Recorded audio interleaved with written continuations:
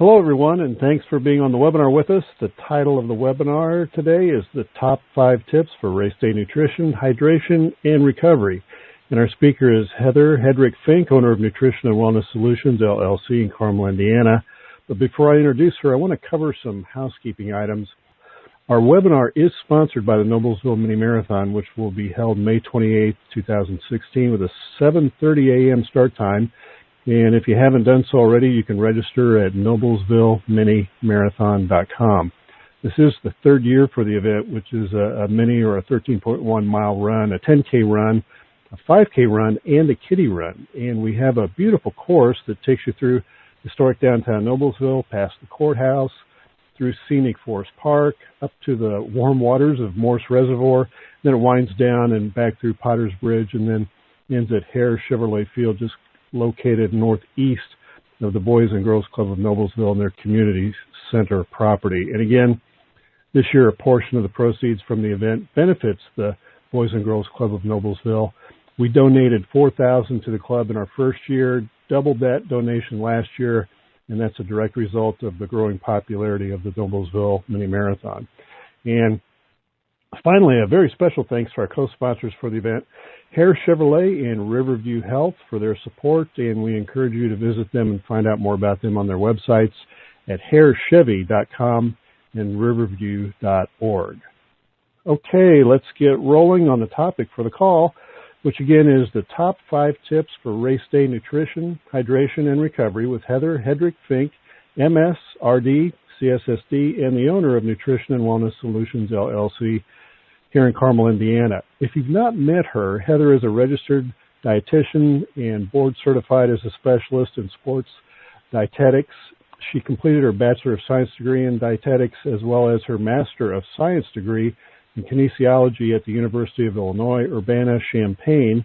Heather is also certified by the American College of Sports Medicine as a certified exercise physiologist, and she's been providing nutrition, fitness, and wellness programming to individuals, corporations, and athletic teams for more than 19 years.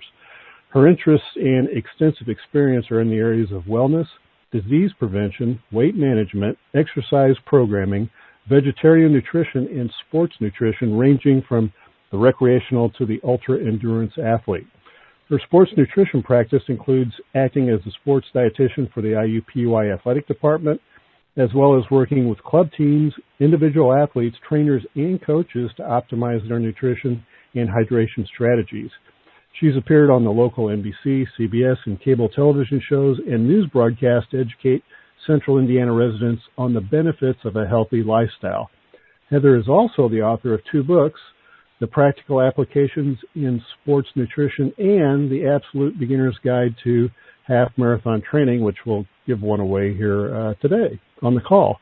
She has been interviewed and quoted in Women's Day, Ladies Home Journal, and Newsweek magazines. And Heather is also an accomplished triathlete, duathlete, and marathon runner who has qualified for and competed in the Hawaii Ironman and Boston Marathon. So with all that, Heather, welcome to the call. Well, thank you so much. I'm pleased to be here and really have enjoyed my partnership with the Noblesville Mini Marathon.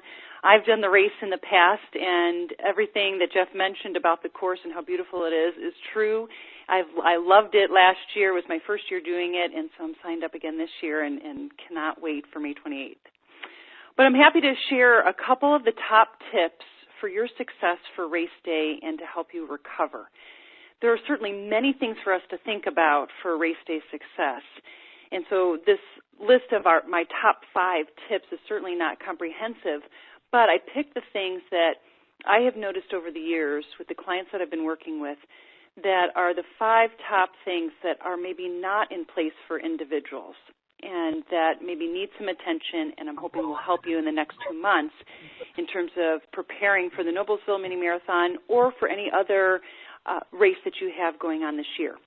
So the first tip is to develop a race day nutrition and hydration plan early. This is not something to think about at the expo, the day before, or even the week of the race. This is something that we need to start thinking about now. So for the Noblesville Mini Marathon, we've got just under 2 months before the event. So we've got time. We've got time for you to think about what you want to use, how this is going to work, the logistics of race day, and the products that you're going to use as you progress through the course.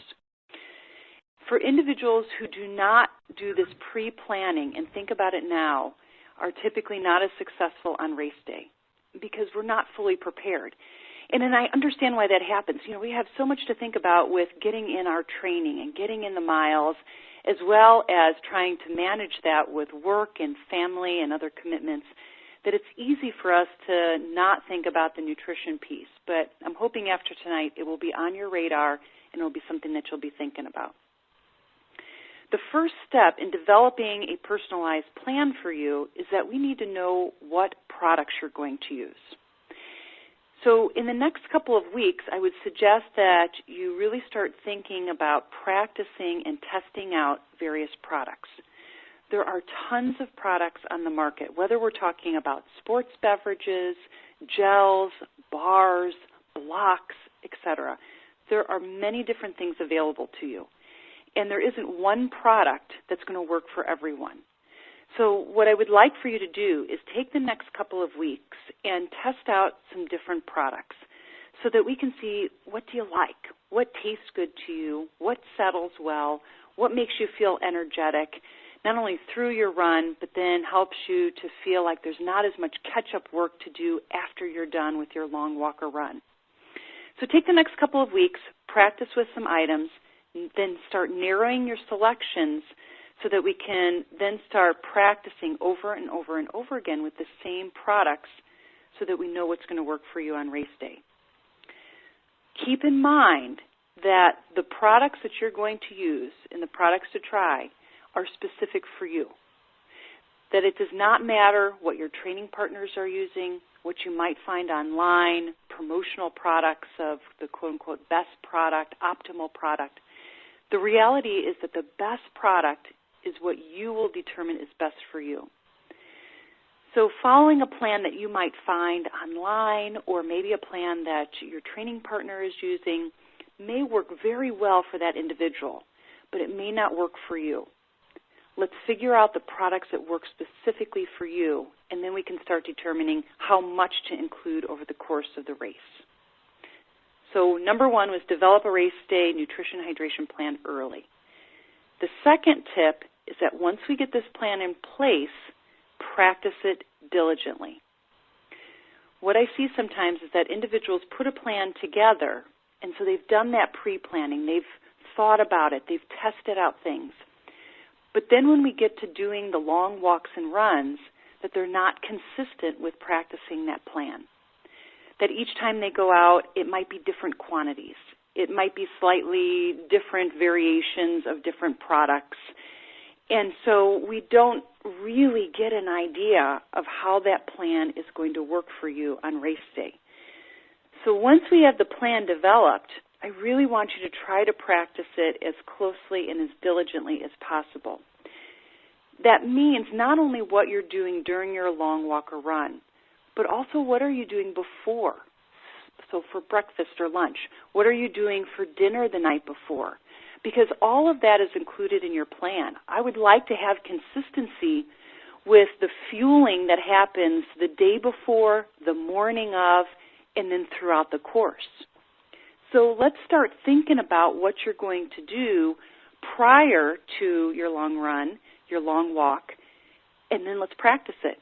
At this point, for the Noblesville Mini Marathon, you probably have 3, 4, maybe even 5 long workouts still on your calendar.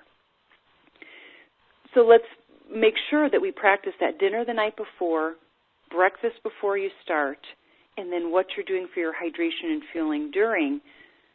For every long run, once we get past the next week or so when you're narrowing down your choices, then we do the same thing every time to make sure we've totally nailed it before we get to race day.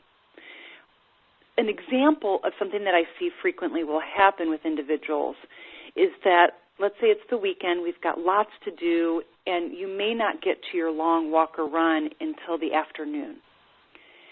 And even though they may practice the same hydration and gels or bars or whatever you're taking in during, we've got a different time of day than what's going to happen on race day.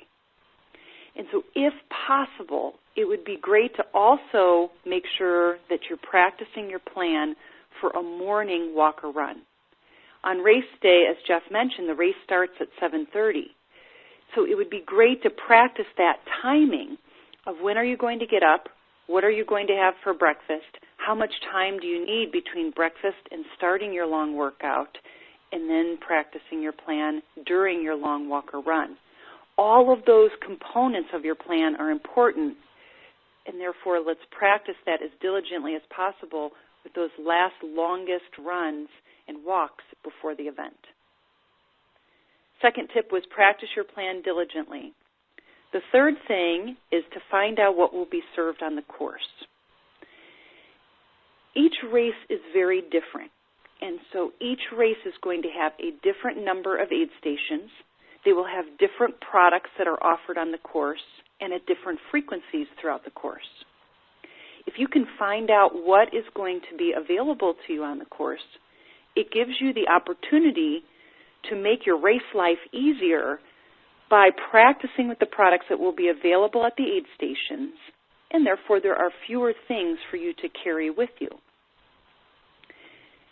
Now, everyone is not going to either like the products that are on the course, they may want them at a different frequency, or those products just don't work for their system, maybe due to a food allergy, a food intolerance, something that prevents you from using a particular product.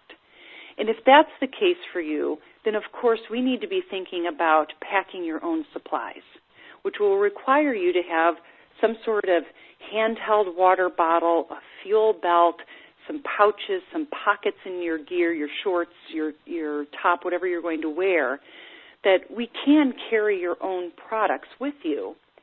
It just certainly will make things a smidge more challenging on race day to pack all of those things and have enough for the race. Now, of course, we can use the water that's provided on the course, but if you need different sports beverages, gels, bars, blocks than what's going to be provided, then you need to make sure that you carry those things on your own. The other reason that you want to find out what is going to be served on the course is because we need to know how many aid stations will be available to you. Let me give you an example of how this relates to your individual race plan. Let's use the example of a race that has a half marathon that has 8 aid stations on the course. And let's say we've got an individual who's going to be going through the course at an 8-minute per mile pace. And this individual knows that he or she needs about 32 ounces of fluid per hour. We need to know the number of aid stations. We need to know how long it's going to take this individual to go through the course, because we need to know how long is it going to take to get from one aid station to the next. Once we know that, then we can determine the amount of fluid in ounces that will be needed at each of those aid stations.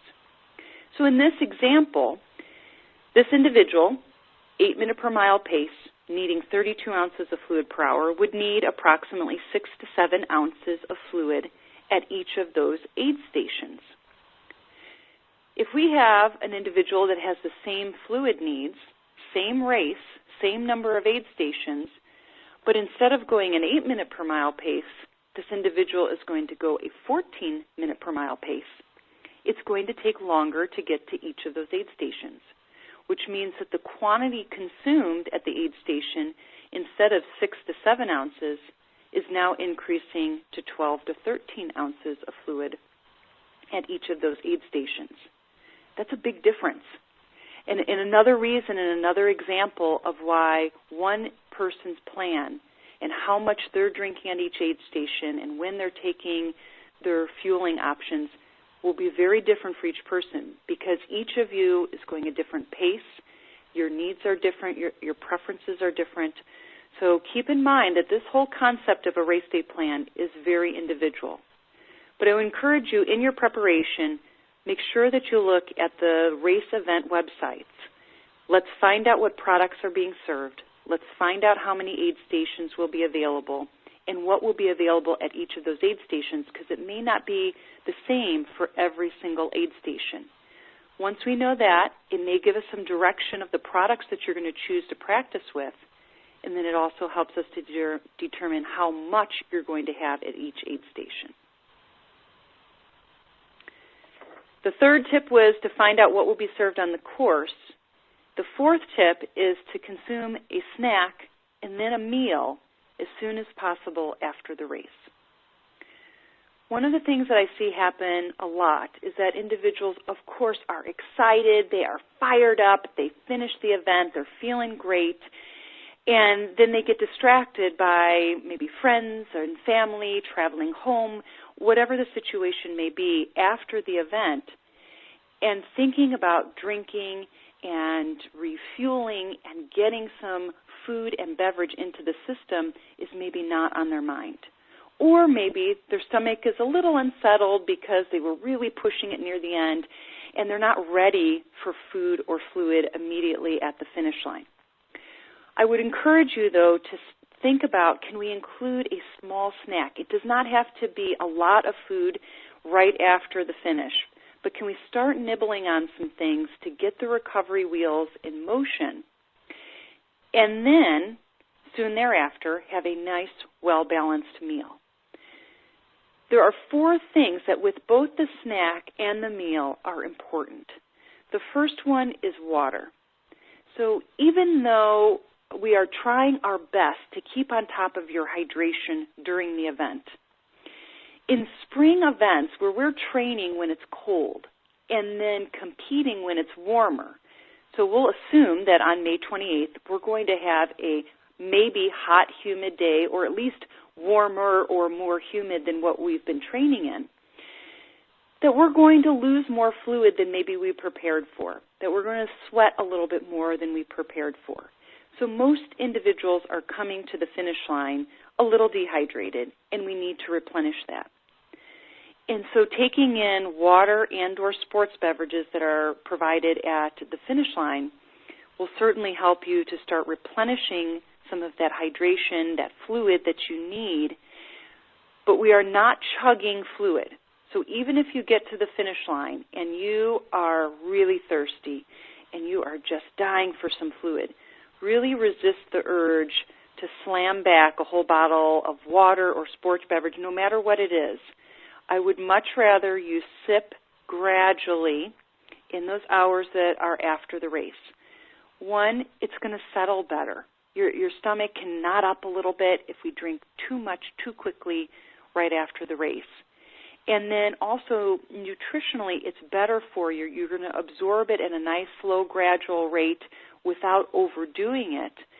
And I think you're going to feel better after the race by having a gradual fluid intake versus a large volume coming into the system all at once. The second thing with our water is that we also need to replace electrolytes. The main electrolytes that are lost in sweat are sodium and potassium. Sodium being by far the greatest electrolyte lost in sweat, but potassium is a close second. So I also want you to think about getting sources of sodium and potassium after the race that will help to replenish you along with the water. Sodium is fairly easy to get. That would be things in like some pretzels or snack foods that are salty at the finish line. Then when maybe you go have a meal and maybe you're going to have a sandwich with some lunch meat or cheeses or a soup, a chili, something along those lines. Typically salty foods taste pretty good after a race. And so people gravitate towards those types of foods, and the sodium piece is fairly easy to get. The potassium end is a little bit more challenging, and frankly, it's more challenging for people any day, but especially then after the race. Potassium is in fruits and veggies and dairy products and potatoes. So if we can include some of those types of foods along with some of the salty items in your recovery snack and meal, it will certainly help. I would also like for you to be thinking about carbohydrate and protein. Both of those are important. Carbohydrate to help replenish your glycogen stores, which is the storage form of carbohydrate in your body, help bring your blood sugar up a little bit. So incorporating some carbohydrate-rich foods, which could be fruits, vegetables, nuts, beans, whole grains, dairy products, All of those are carbohydrate sources. But then I also want you to include a protein source. We have some muscle breakdown that happens after these longer events, and you will feel better, your muscles will feel better, you'll recover much more quickly if you include a significant amount of protein after the event as well. Keeping in mind that protein comes from beef and chicken and turkey, eggs, beans, nuts, soy products, dairy products. We've got lots of options for protein as well. So after the race, water, electrolytes, carbohydrates, and proteins are the top things for you to be thinking about to help you recover. The final tip is to consider race day modifications. I mentioned earlier about how we, especially for spring races, we train when it's cool and then we compete when it's warm.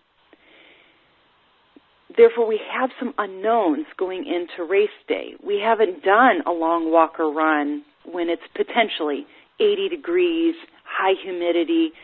So we don't know how our body is going to respond until we get to race day. You need to be listening to your body and responding as you go through the event. I'm concerned on race day, certainly for your athletic performance. I want you to perform at your best. I want you to feel good. I want you to maintain your energy and be able to keep on pace. But I'm also concerned about your health and safety. And when we are listening to our bodies, we can address both. What I might need to do to modify my pacing and performance, what do I need to do to make sure that I stay upright and out of the medical tent? If it becomes a very hot, humid day and you notice that it is feeling tougher, it's harder, maybe harder to breathe, I want you to think about slowing down a little bit. Slowing down will help, one, keep your body cooler, help keep your heart rate down, but it's also going to help you to tolerate your hydration and nutrition plan. Because if you are sweating more, you're going to need a little bit more fluid. But if we try to drink a lot more fluid and we are keeping the same pace, it's not going to settle well. Therefore, small adjustments in your fluid intake, which will also require you to slow down a little bit. So think about slowing, drinking just a little bit more, and listening to your body. If you notice that you are feeling very overheated, maybe you start getting a little dizzy or lightheaded, I really want you to slow your pace significantly. I want you to think about getting some carbohydrate and sodium in you. Now, whether that is from a sports beverage or maybe it's from a gel or a block or something that you're bringing with you. And if it is a carbohydrate, a sodium, or fluid problem, then chances are slowing down, then also consuming some of these items will help to perk you up in a few minutes. If you start feeling worse, then I want you to seek medical attention. So either you can stop at an aid station and ask one of the volunteers to help you with getting some medical attention. And then especially for the Noblesville Mini Marathon, there will be medical staff that is circulating on the course. You can, of course, flag one of them down to also give you medical attention. Do not fight through it. Do not just try to muscle through and keep going and keep pressing even though you know your body is telling you otherwise, because then I'm very concerned about your health and safety during the race. So pay attention, make modifications, and seek medical attention if you need it before you get to the point where you think you might pass out. Okay, of course, that would be worst-case scenario. We want to prevent that from happening. We do that by developing a race day plan early. You're going to practice it diligently. You're going to find out what's served on the course of the race you're doing. And then after the race, I want you to recover as quickly as possible. Because we do need to keep in mind that sometimes individuals struggle during a race, and sometimes some of these issues pop up after the race. They pop up after the race because of what I've mentioned earlier, where you get distracted, you're not thinking about taking in some fluid or food, and all of a sudden your blood sugar drops and you're not feeling good after the race. So keep in mind that some of the problems that can pop up for individuals happen during and also happen after, so we need attention on both of those things. So, Jeff, at this time, I think it would be great to take some questions from our participants. Great, Heather. Thanks. I have opened up the phone line, so if you have a question for Heather, just go ahead and start talking. And I will also check the Q&A section online. If you're listening on the webcast, by the way, and you have a question for Heather, I mentioned this at the very beginning, but if you scroll down, you can actually type in your question, and there should be a submit a question button right there. We do have the chat open too, so if you have a question and you want to just put it in the chat box, you can do that too. Let's see, one question came through. Do you know what will be served on the course for the Noblesville Mini Marathon? Yes, great question. There will be Powerade is the sports beverage that will be served, and that is going to be served at mile 6 and mile 11. And then they will also have Cliff Gels, which is a brand of gels. Cliff Gels will be available on the course as well. So Powerade and Cliff Gels are the products specific for the Noblesville Mini Marathon. I've got a question from Chad. He asks, how many water stations are on the course? And I am, Heather, checking the map. It looks like we have 7 water stations. Does that sound about right? That's right. Okay. And again, the phone lines are open. If you have a question for Heather, just go ahead and say something. If I could expand on, in terms of the number of aid stations, one of the other things for people to consider is that it can be uncomfortable for some individuals to consume more than just a mouthful of fluid at an aid station, that they just feel like it doesn't settle very well. We can tackle that by, one, of course, practicing. The more you practice, your gut will get used to taking in more fluid, and it will get a lot more comfortable. But if we never get to that point, the other thing for people to think about is, even though you may rely on those 7 aid stations as we go through the course, that you may need more than those 7 aid stations based on your individual tolerance. And so we can pair using what's on the course and a handheld, that maybe we might need both, especially for an individual who's a big sweater, that both of those might be necessary. Great, that makes sense. I've got a question from Larry. He asks how many restrooms are on the course. And Larry, I'm going to double check. I think we've got 5 restroom stations at various points on the course. Heather, I haven't run the course. I've ridden it on a bike, and I know how it looks from that standpoint. But let's see. Yeah, count them 5. Yes, about every other mile. Mm-hmm. And I think that's it. I don't see any other questions on the Q&A. Anybody else on the phones have a question for Heather? Well, Heather, this is one of these situations where there's no phone questions. That means you answered everything that everybody would ever want to know about hydration, nutrition, and recovery. Well, how wonderful. Hey, real quick, before we wrap up, as people listen to this, again, live tonight, or we'll probably post a replay, if they've got questions, they're an athlete, intermediate or advanced, or maybe they're even just a beginner in terms of, running minis and 10Ks and things like that, how does somebody get a hold of you if they have a question or they need some of your professional help? Sure. I'd be happy to help individuals either develop a race day plan, or frequently then there's also questions about daily fueling and maybe meal planning. Maybe individuals are traveling a lot, or just have questions about the daily fueling in addition to race day. I'd be happy to help with both. And so they can call me. My phone number is 317-443-6811. And it's always great to be able to talk to an individual, hear a little bit more about their questions, concerns, goals, and then we can progress from there in terms of setting up a time to meet. Sounds good. Sounds good. And did you give the website address? The website is nutritionwellnesssolutions.org. So nutritionwellnesssolutions.org. And you can learn a little bit more about my services, a little bit more about me, and you can also email me directly from the website as well. And again, if you're on the webcast, if you scroll down right below the chat section, there's a section called Call, Handout, and Links. There's a link there to register for the Noblesville Mini Marathon, a link to Riverview Health website, Hare Chevrolet website, and then there's a big blue button that says Nutrition and Wellness Solutions, and that's the direct link to Heather's website.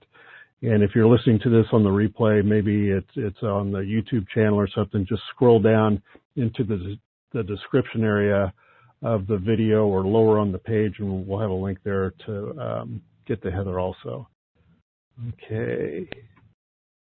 And Heather, let's do this. Let's give away some books because we've got a couple of your awesome books on the Beginner's Guide to Training for a Mini Marathon.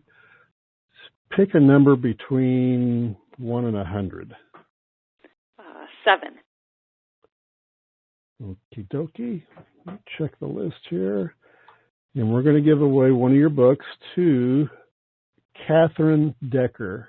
Catherine or Kathy Decker is going to be the recipient of the Absolute Beginner's Guide to Half Marathon Training, subtitled Get Ready to Run or Walk a 5K, 10K, or a Half Marathon by Heather Hedrick Fink. And we will get a hold of Catherine and mail that out to her. We probably have her email on file. Okay. And then, Heather, go ahead and pick another number between 1 and 100. 21. 21.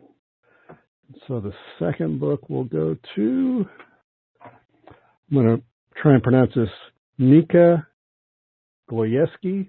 Nika Gloyeski. So Nika or Nika, you're going to get one of Heather's Absolute Beginner's Guide to Half Marathon Training. And again, same thing, we'll try and get a hold of you based on your information that we have in our database from last year or this year, and we will ship that out to you. And Heather, I know you wrote this book a while ago. Any suggestions for Catherine and Nika as they get the book to where to start, or is it one of those where you can just start at the beginning? Starting at the beginning or jumping around a little bit, either would work. There are 2 chapters on nutrition, so related to our topic tonight, I think they will find 2 chapters very helpful. One's on daily nutrition, the other one is developing a race day plan. So I think they'll find those chapters particularly helpful. But there are also chapters about the flexibility, the stretching piece of preparing for an event, as well as the strength training. And I find that those are 2 other areas that are frequently forgotten in preparation for an event that, again, we focus so much on the walking and running, we forget about the stretching and strength training. So I would point them specifically to those chapters as well. Okay, super, great. Well, Heather, thanks for taking time out of your schedule to be on the call. This is great information, I think, for everybody. Like we mentioned, whether you're advanced, intermediate, a marathon runner, or somebody that's just beginning, maybe wanting to get in shape, lose some weight, and then they want to start their first 5K or 10K. Again, for everybody, if you are already registered for the event coming up on May 28th, every week we're sending out a training program based on the different distance that you want to run. Our goal is to try and help you run a new personal best or a new personal record. And so that's what the weekly training programs are for.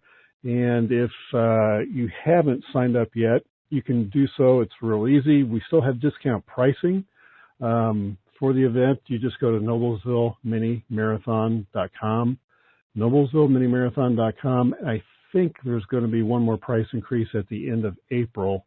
So that'll be April 30th at midnight. So if you're listening to this on a replay before then, go ahead, grab that link, get out there, register, and it's going to be a great event. We do, I don't know if we mentioned this, but, with a tongue-in-cheek comment about hydration, Deer Creek Brewery is signed on to be the official brewery of the Noblesville Mini Marathon, and they're going to provide a complimentary adult beverage at the end. You have to be 21, right? That only makes sense here in the state of Indiana. But I think does that fit into the hydration strategy somewhere, Heather? certainly that can be part of our celebration. I just want to make sure that it's not the only beverage used or the only rehydration, refueling that's used after. So let's pair it with some fruit or some salty snacks or a sandwich or something else. There you go. That sounds good. And again, with Dare Creek Brewery, if you want to get there, obviously before the event, it's going to be the Saturday before the 100th running of the Indianapolis 500 race. They are located right off of, I want to say it's 37 and 32, right on the southeast corner, across from Burger King. It's a great location. They just moved in some more brewery equipment, and we've been in there a couple times. It's a great place to go. So again, go ahead and check them out too. Heather, thanks again. This has been great. Again, thanks for everybody for being on the call and on the webcast. And again, if you have any questions, contact Heather. Click on her link to go to her website, give her a call, send her an email, or register on the NoblesvilleMiniMarathon.com site to get registered for the race, and we will see you on May 28th. Heather, thanks again. Take care, everybody. Thank you. Bye-bye. Bye-bye.